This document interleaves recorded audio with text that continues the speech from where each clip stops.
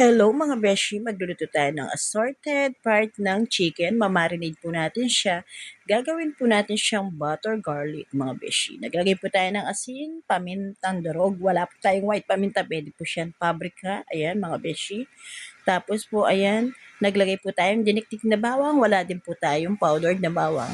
And then mekos-mekos lang po siya mga beshi para po kumapit yung mga lasa ng pinaglalagay nating timpla mga beshi. And then set aside po natin siya ng 1 hour bago natin siya piprituhin mga beshi.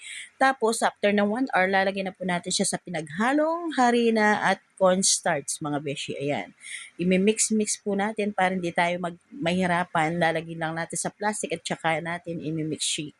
Tapos nung kulong-kulo na po yung ating mantika mga beshi, nilagay na po natin yung ating chicken. Ayan.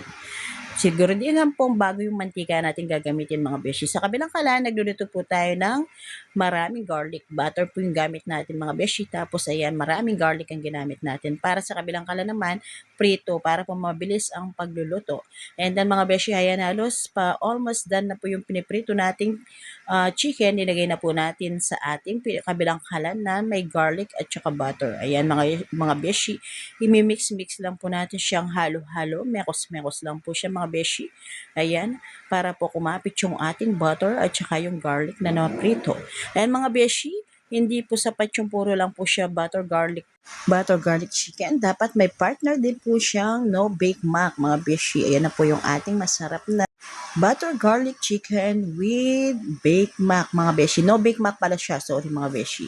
Ayan na po yung ating masarap na no bake mac mga beshi. Ayan, mayroon po siyang parmesan cheese, mayroon po siyang ordinary cheese mga beshi.